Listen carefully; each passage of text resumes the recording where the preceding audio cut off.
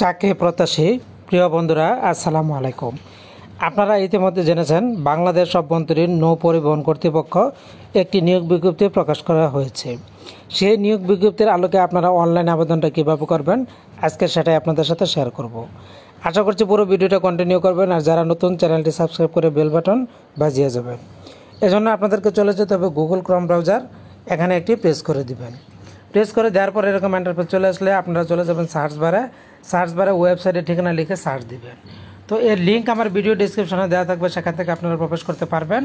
আর আপনারা লিখবেন biwta.teleshop.com.bd লিখে সার্চ দিবেন। সার্চ দেওয়ার পর আপনাদের সামনে এরকম ইন্টারফেস চলে আসলে আপনারা এখানে প্রথমে পেয়ে যাবেন Bangladesh inland water transport authority অপশনটি, এখানে একটি প্রেস করে দিবেন। প্রেস করে দেওয়ার পর এরকম ইন্টারফেস চলে আসবে।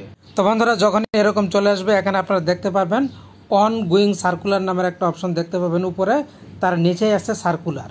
তো জাস্ট এই সার্কুলারের উপরে একটি প্রেস করে দিবেন। আমি প্রেস করে দিলাম, দেওয়ার পর এরকম ইন্টারফেস চলে আসলো। এখান থেকে আপনারা যেটা করবেন, দুইটি অপশন পেয়ে যাবেন। এর মধ্যে নিচের যে অপশনটি application form, click here two online apply, এখানে একটি প্রেস করে দিবেন। প্রেস করে দেওয়ার পর এরকম ইন্টারফেস চলে আসলে এখান থেকে আপনারা যে কাজটি করবেন, অ্যাভেলেবেল সার্কুলার এই যে বৃত্তটি, এই বৃত্তটি সিলেক্ট করে তারপর নেক্সট একটি প্রেস করে দিবেন। তো আমি বৃত্তটা সিলেক্ট করে দিলাম, নেক্সট একটি প্রেস করে দিলাম। প্রেস করে দেওয়ার পর আমার সামনে ঠিক এরকম ইন্টারফেস চলে আসলো। এখানে দেখতে পাবেন আপনারা অ্যাভেলেবেল পোস্ট, কোন পোস্টে আপনারা আবেদন করতে পারবেন, পোস্টগুলির নাম কিন্তু এখানে চলে এসেছে। আমরা যদি স্ক্রল ডাউন করে একটু নিচের দিকে চলে যাই, এখানে কিন্তু প্রত্যেকটা পোস্ট এখানে দেখাচ্ছে। তো আপনার পছন্দের পোস্ট, আপনি কোন পোস্টে এখান থেকে সার্কুলার অনুযায়ী আবেদন করবেন, আপনার পোস্টটা কিন্তু এখান থেকে সিলেক্ট করে দিবেন। তো বন্ধুরা, এখান থেকে আমি আমার পোস্টটা সিলেক্ট করে দিচ্ছি। দেখেন এখানে কিন্তু অসংখ্য পোস্ট দেওয়া আছে, আপনারা আপনাদের পোস্টটা সিলেক্ট করবেন। তো আমি এখান থেকে দিয়ে দিচ্ছি আমার যে পছন্দের পোস্ট, সেটা হচ্ছে অফিস সাপোর্টার, অফিস সহায়ক। জাস্ট এটাতে সিলেক্ট করে দিলাম। সিলেক্ট করে দেওয়ার পর এরপর আপনারা নিচে পেয়ে যাবেন নেক্সট নামের অপশন, এই নেক্সটে একটি প্রেস করে দিবেন। প্রেস করে দিলে আপনাদের সামনে এরকম ইন্টারফেস চলে আসলে এখান থেকে আপনাদেরকে বলা হয়েছে অল জব প্রিমিয়াম মেম্বার। আপনি কি সকল জবের ক্ষেত্রে প্রিমিয়াম মেম্বার হতে চান? যদি হতে চান ইয়েসে প্রেস করবেন, না হতে চাইলে নুতে প্রেস করবেন, তারপর নেক্সটে প্রেস করে দিবেন। তো আমি প্রিমিয়াম মেম্বার হতে চাই না, আমি জাস্ট এখান থেকে যেটা করব, নু যে অপশনটি, এই নুতে একটি প্রেস করে দিব। প্রেস করে দিলাম নুতে। এরপর এখান থেকে নেক্সট অপশনটি, এখানে একটি প্রেস করে দিলাম। প্রেস করে দেওয়ার পর আপনাদের সামনে ঠিক এরকম ইন্টারফেস চলে আসলে এখান থেকে আপনারা যে কাজটি করবেন, প্রথমে অ্যাপ্লিকেন্টস নেম, তার উপরে কিন্তু পদের নাম লেখা আছে। এই যে দেখুন, name of the post office supporter staff, office সহায়ক। প্রথমে আপনারা এখানে আবেদনকারীর নাম ইংলিশে লিখবেন, এখানে আবেদনকারীর নাম বাংলায় লিখবেন, বাবার নাম ইংরেজিতে লিখবেন, পিতার নাম বাংলায় লিখবেন।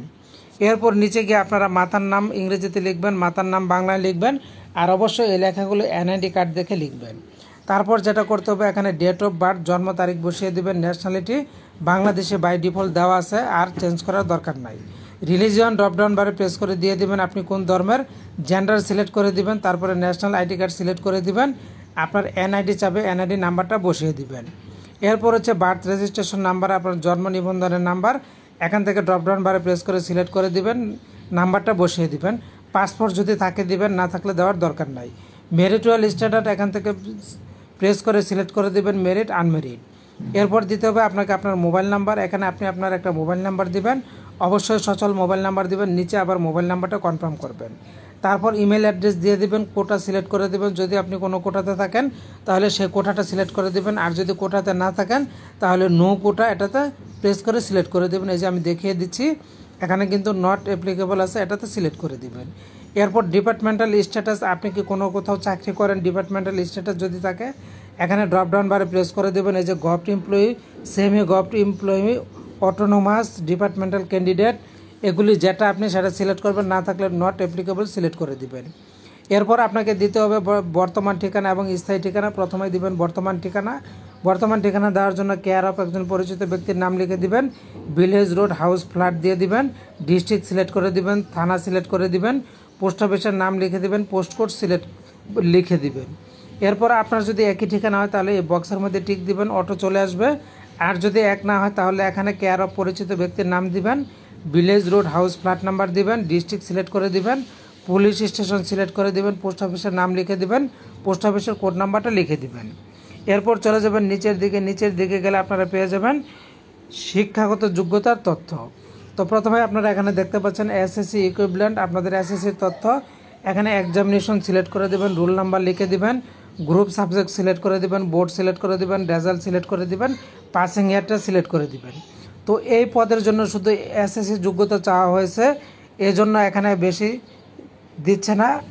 তো আপনারা যদি এর চেয়ে অতিরিক্ত যোগ্যতা দিতে চান, আগ্রহী হন, তাহলে এখানে এই বক্সের মধ্যে টিক দিবেন। টিক দিলে দেখবেন যে আপনারা তথ্য দিতে পারবেন। এই যে চলে এসেছে এখান থেকে আপনি, তাহলে আপনার এইচএসসির এক্সামিনেশন দিবেন, রোল দিবেন, গ্রুপ সাবজেক্ট দিবেন, বোর্ড সিলেক্ট করে দেবেন, রেজাল্ট সিলেক্ট করে দেবেন, পাসিং ইয়ার সিলেক্ট করে দেবেন। একইভাবে আপনি যদি অনার্সের তথ্য দিতে চান, এই ঘরের মধ্যে টিক দিয়ে তারপর এখান থেকে দিতে পারবেন। ঠিক একই নিয়মে আপনি যদি মাস্টার্সের তথ্য দিতে চান, এখানে টিক দিয়ে তারপর মাস্টার্সের তথ্যগুলি এখানে দিয়ে দিবেন। এরপর চলে যাবেন ইফ অ্যাপ্লিকেন্ট জবস এক্সপিরিয়েন্স, আপনার যদি কোনো চাকরির অভিজ্ঞতা থাকে তাহলে এই বৃত্তটা সিলেক্ট করে দিবেন, তাহলে এখানে দিতে পারবেন। এই যে দেখুন আমি সিলেক্ট করে দিলাম, এখন এখানে তথ্যগুলি দেওয়া যাবে। তো প্রথমে দিবেন এমপ্লয়েড নং, এমপ্লয়েডের নাম্বারটা দিবেন, ডেজিগনেশন আপনার পোস্ট পদবি দিবেন, অর্গানাইজেশন কোন প্রতিষ্ঠানে চাকরি করেন, অ্যাড্রেস উক্ত প্রতিষ্ঠানের ঠিকানা দিয়ে দিবেন, লেন্থ অফ সার্ভিস আপনি কত সাল থেকে কত সাল পর্যন্ত চাকরি করতেছেন সেটা দিবেন, এবং কারেন্ট ওয়ার্কিং এখানে সিলেক্ট করে দিবেন। তারপর জব ডেসক্রিপশন সিলেক্ট করে দেবেন, 300 ওয়ার্ডের মধ্যে আপনার চাকরির বর্ণনা দিয়ে দিবেন। এরপর আদার কোয়ালিফিকেশন, আপনার যদি আরও অন্যান্য কোনো যোগ্যতা থাকে তাহলে এখানে এই যে ড্রপডাউন বারে সিলেক্ট করবেন। সিলেক্ট করলে অপশন আসবে ইয়েস আর নো, যদি আপনি ইয়েস দেন, ইয়েস দিলে এখানে আপনাকে এন্টার উইথ পিটিওর নাম্বারস, এই যে এখানে আপনাকে এই তথ্যটা দিতে হবে। আর যদি নো দেন তাহলে কিন্তু আপনাকে কোনো তথ্যই এই যে দিতে হবে না, চলে গেল। এরপর পেয়ে যাবেন ভেরিফিকেশন কোড, এখানে ভেরিফিকেশন কোডটা দেখতে পাচ্ছেন। না বুঝলে এখানে ক্লিক হেয়ারে প্রেস করে নতুন কোড নিয়ে নেবেন, তারপর এই বক্সের মধ্যে বসিয়ে দিবেন। সকল তথ্য যদি আপনার দেওয়া কমপ্লিট হয়েছে তাহলে এখানে এই বক্স এখানে একটি টিক দিবেন। তারপর সাবমিট নামের অপশন দেখতে পাচ্ছেন, বাটনটা এখানে প্রেস করে দিয়ে আপনি আপনার আবেদনটা সাবমিট করে দেবেন। পরবর্তী অপশনে আপনি যেতে পারবেন। আর যদি ডাউনলোড করতে চান সেটাও কিন্তু করতে পারবেন। তো বন্ধুরা, এই ছিল মোটামুটি কিভাবে আপনারা এই আবেদনটা করবেন। আশা করছি পুরোটাই বুঝতে পেরেছেন। ভালো থাকুন, ধন্যবাদ।